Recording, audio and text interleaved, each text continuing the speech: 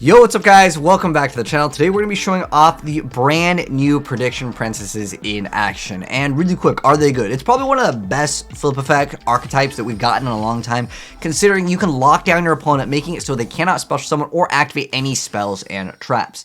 Now, first off, I do have to mention some of the card effects because if I mouse over it just doesn't show up, okay? So first off, the ritual spell card, what the heck does it do? So let's go over the effect of the Nether prediction ritual. So how it works is it can be used to ritual summon any prediction princess monster from your hand or graveyard in face-up attack or face-down defense position. You got attribute monsters from your hand or field whose total levels equal or exceed the level of the ritual monster for the ritual that you summon. And then during the standby phase, if you control a prediction princess ritual monster, you can banish this card from your graveyard to special summon one non-ritual prediction princess monster from your deck in face-down defense position. It's pretty much going to be going for a Bibliomuse like 99% of the time. This card is one of the most important cards for the archetype. So what it does is it's a flip effect that lets you add a prediction princess monster except for itself and a ritual spell from your deck to your hand. And if this card is tributed and sent to the graveyard, you can just special summon it in face-down defense position, and then you can only use these effects of it once per turn. So your opponent cannot target ritual monsters you control with card effects, and they also cannot be destroyed by your opponent's card effects. So it's some sort of protection for them. And then on top of that, this is their new kind of boss monster. It's the Nether Prediction Princess Tau Traith. So what it does is you ritual summon it using Nether Prediction Ritual. It must first be ritual summoned and cannot be special summoned by other ways except for prediction princess Tau Traith. So the flip effect is to special summon one flip monster from your deck in face down defense position. As a quick effect, you can activate either of these effects. So you get to change any number of face down monsters you control to face up defense position, or you get to change any number of face up monsters you control to face down defense position. You can only use each effect of it once per turn. So basically it's a giant Book of Moon, but only for your monsters. The old monsters, which is the non-Nether prediction princess, what it does is it basically lets you Book a Moon or put one face up. But the new boss monster lets you flip all of them, but that's only your own monsters. So now that we have the effects out of the way, let's go over the game plan, kind of explain how the deck works now that you guys understand the effect, because like I said, if I mouse over it, we don't get to see what they do. But pretty much you can lock down your opponent with either stopping them from special summoning or making it so they can't play spells and traps, which is actually pretty big. He goes for a pretty big play over here, getting rid of the Tau Traith, because you want to flip effect this thing like over and over again, because you want to get this effect, and on top of that, you really want to go for Bibliomuse, because this card will let you get out 2 cards. So he's activating the ritual once again, and we have out the Tau Traith, which is the Book of Moon for your entire board, which is very, very big. So he's going to go ahead and attack over the window. Window's going to go ahead and get an extra card. But this is like the main star player. These 2 cards are going to be like the most important things. Then, and as long as he controls ritual, we're going to get the Bibliomuse once again. And Bibliomuse is, most of the cards don't have an insane amount of attack. Bibliomuse actually has a pretty decent amount of stats, but like their boss monster usually is in defense. It usually flips itself face down, then it's going to flip effect, go for usually a Bibliomuse, and then Book of Moon everything and get their effects. More likely attempting to get it again. Now the one problem this deck will definitely have is if this effect gets negated, you don't have this as a follow-up play, because you need this to make it so they can't be targeted or destroyed by card effects, and that card brings out this card, right? So it's a little bit slower in that sense, so you will still need to play hand traps, because it's at the end of the day, it's a flip effect deck, so you still need to kind of protect your monsters for that one first initial play. So the deck definitely would suffer going second, because if this effect gets negated of the Nether Prediction Princess, it's really rough. But the old Prediction Princess, which still sees play in the archetype via Dragon Dive over here, shout out to him, he's got a pretty cool build. But this one lets you just flip any monster, so that's yours or your opponent. So he's going to flip, get that special summon of the Guard Dog. So now we have the lockdown setup. So if you want to lock down your opponent, it's possible. You go for your Guard Dog as well as Whirlwind Weasel.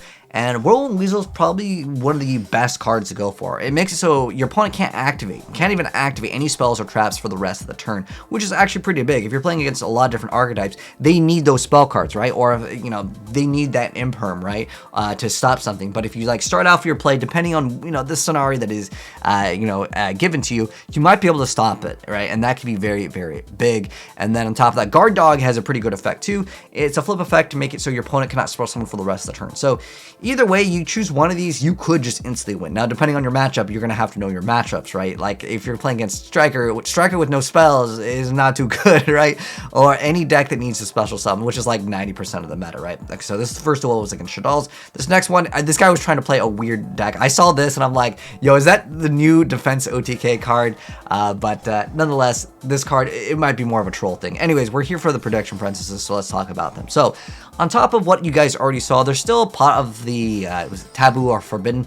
That card is actually still pretty good. Boon lets you synchro into Baron. Baron, no explanation needed. You guys probably seen this card in like half your duels because it is so dang popular. So, another thing that's great for the archetype is Droplet. Like, after you get your effects, like, you just tribute this card, you'll get it back, like, instantly, right?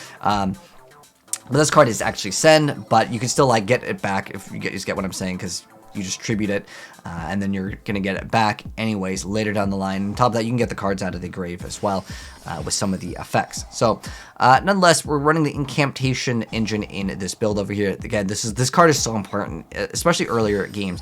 So, in terms of, like, is this archetype actually good?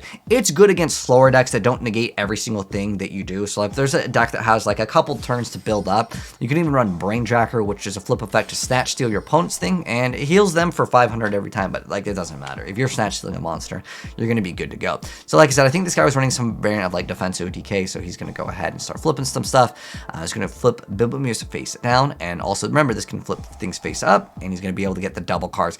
It pretty much comes down to getting Biblimuse's effect as many times as possible. He goes ahead and makes Boral Sword, he gets a Droplet, and then he activates this, and he's going to change the attack target over to the Brainjacker, but that effect is going to be stopped. He also halves its stats over there. He's going to get that effect to go ahead and flip face down, and then he's going to banish, going for the Prediction Princess Aeroslift. So this lets you, as a flip effect, add a ritual spell. I mean, it's a little bit slow. The whole archetype, I mean, it's a flip effect. You have to be slow. You can't really, unless you're running a lot of, like, cards, like, what is it, the Book of Tayu is basically stuff that you play in, like, Empty Jar, right?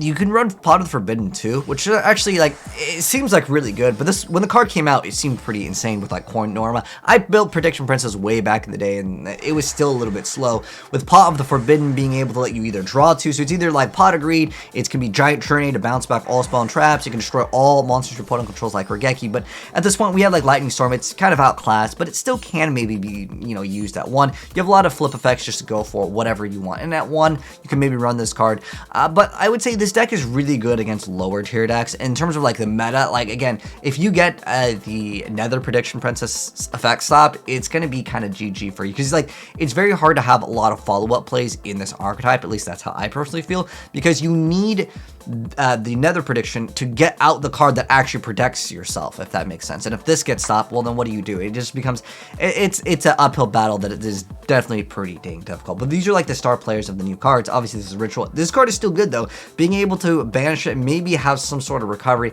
if this effect gets negated. But if it gets negated and destroyed, again, it's really hard to come back, I would say, from this archetype.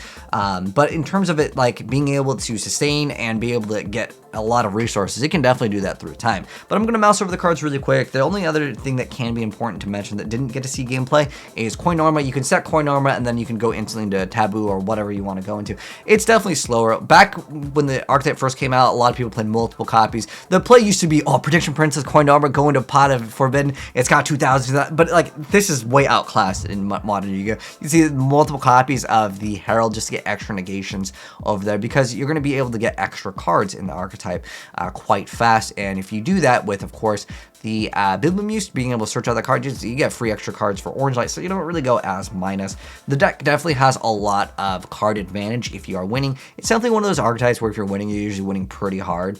But being able to have access to Enchest and Arc Light, because Diviner is so dang powerful, that is quite good. But just mouse over, so in case any of you guys do want to get the deck profile and you play it in real life. But if you guys want the one-click download, it'll be there in the Discord. But let me know what you think of the Prediction Princesses.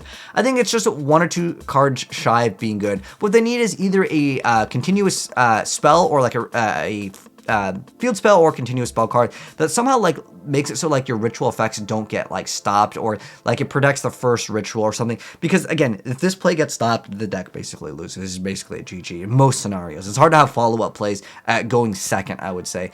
You'd have to have like droplets, and you're gonna go kind of minus, even though you can summon it from the grave as well. But anyways, thanks for tuning, guys. If you guys enjoyed the video, drop a like on it. If you're new here, hit subscribe, turn the bell if you guys want to see more Fortnite. I'm just kidding. Wrong channel. If you guys want to see more Yu-Gi-Oh content, and I'll catch you guys in the next video. Take care. I'm out. Peace.